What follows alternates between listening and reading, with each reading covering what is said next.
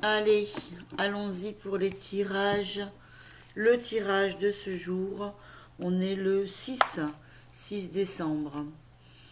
Je suis en plein déménagement, c'est pour ça que le décor a un petit peu changé. J'ai essayé de mettre un petit peu les plantes là pour qu'on ne voie pas trop le bordel qu'il y a par derrière. Allez, on y va pour les cartes de tirage de Edgar Tolle. Une carte un jour qui nous aide bien à cheminer vers notre être intérieur. Vers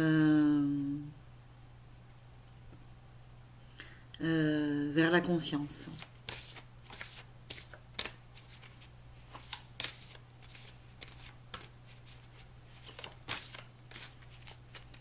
Voilà, je vais prendre la première qui se présente. J'ai déjà mis les lunettes. Allons-y. Plus l'ego est fort, plus le sens de division entre les gens est fort aussi. Les seuls actes qui n'entraînent pas de réaction d'opposition sont ceux qui visent le bien de tous. Ils n'excluent pas, ils incluent. Ils ne divisent pas, ils rassemblent. Ce ne sont pas des gestes posés pour mon pays, mais pour l'humanité tout entière. Pas pour ma religion, mais pour l'émergence de la conscience chez tous les êtres humains. Pas pour mon espèce, mais pour tous les êtres vivants et la nature tout entière. Allez, on est encore sur l'ego. Dès qu'on se sent complètement divisé, c'est-à-dire séparé, plus on ne se sent séparé de l'autre, que ce soit un pays, une religion, une couleur, un être humain, en disant lui je peux pas le fréquenter parce que si ceci, parce que cela, et bien là on met encore une fois le point sur l'ego. Localisons l'ego, comme ça nous savons ce que nous ne sommes pas en fait, hein. C'est les rouages de la personnalité qui font que l'on se sent divisé, séparé et que l'on ne peut rentrer en contact ni avec le monde ni avec soi-même.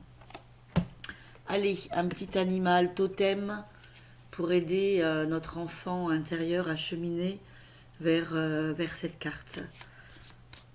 Donc le sens de la division, dès qu'il y a le sens de la division, c'est qu'il y a un ego particulièrement puissant.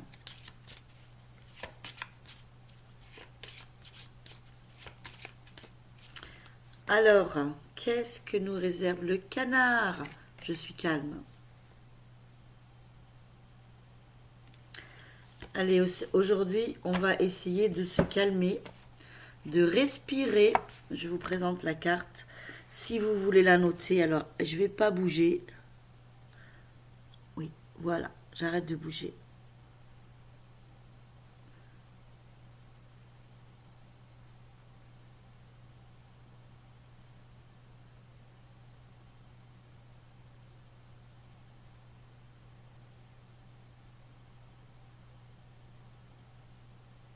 Voilà. Je pense que vous avez eu le temps de noter. Autrement, bah oui, c'est vrai, on peut faire un arrêt sur pause. Donc le canard, pardon. Je suis calme. Hop, il passe, il arrive par là et hop, il passe. Au revoir. Voilà, n'oubliez pas de jouer avec votre cœur d'enfant. Le canard, où est-il?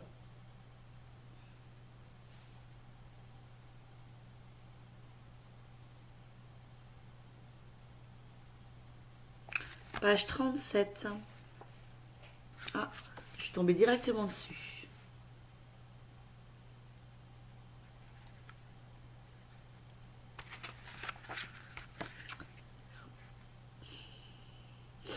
Si le canard est venu partager jusque dans tes cartes, pardon, si le canard est venu pagayer jusque dans tes cartes aujourd'hui, c'est pour te dire qu'il est parfois nécessaire de ne pas montrer ce que tu ressens vraiment et de garder une attitude de confiance et d'indifférence, particulièrement quand tu traverses des moments difficiles.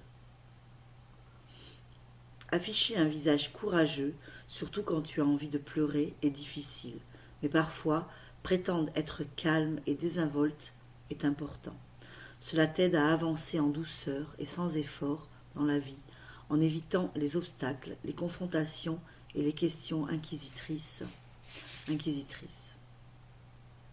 Pour t'empêcher de t'effondrer ou de céder aux pressions, le canard t'aidera à afficher une apparence sereine et à maîtriser tes émotions afin d'éviter de leur laisser libre cours en public.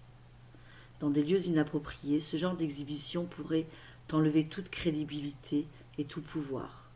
Tu n'auras peut-être pas toujours envie de faire la publicité de tes états d'âme, et c'est pourquoi le canard apparaît aujourd'hui dans tes cartes pour te guider dans l'art de la maîtrise de soi. Il t'apprendra comment avoir l'air posé et être plus fort intérieurement que tu ne l'es maintenant, tout en restant déterminé, même si l'on te pousse à bout. Que ce soit dans une salle d'attente, dans une salle de classe, avec tes amis, dans une fonction de direction ou de responsabilité, ou à la maison, ou dans ta famille, le canard t'enseignera à maîtriser tes émotions afin que tu puisses réagir utilement et objectivement sans laisser t'immiscer tes sentiments perturbateurs. Le canard t'aide à garder secrètes certaines choses personnelles, mais jamais au point de te retrouver seul face à de sérieux problèmes. Il est important de te souvenir du réseau de gens qui se soucient assez de toi pour t'aider et pour te soutenir. Ne deviens pas détaché au point de repousser les gens sans le vouloir, en particulier ceux qui sont prêts à t'offrir une épaule pour pleurer ou une oreille sympathique. Quand le réservoir d'émotions devient trop plein, le canard te suggère de nager simplement vers le rivage et de t'enraciner. Il t'offre les outils pour naviguer avec grâce sur l'océan de la vie et explorer et respecter tes émotions d'une manière sereine et sans précipitation.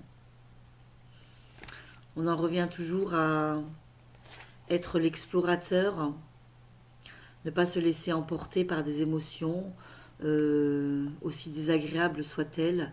Certains sujets, on a envie de bondir, certaines situations, on a envie de mordre. Soyons encore une fois les observateurs de la situation. Je mets un espace entre mon ressenti et ma réaction.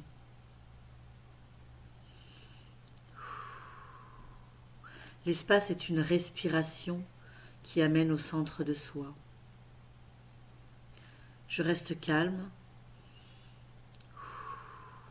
et j'observe. Je deviens observateur de cette personnalité qui veut réagir, qui veut s'emballer. Et donc je deviens de plus en plus conscient de ce cristal, du pouvoir qui réside en moi. Je reprends mon pouvoir. Alors aujourd'hui, on reste calme. Peut-être allons-nous être confrontés à certaines situations un petit peu volcaniques. Il sera temps de se rappeler le canard qui va naviguer sereinement, qui va aller se poser dans une berge et observer la situation, s'enraciner.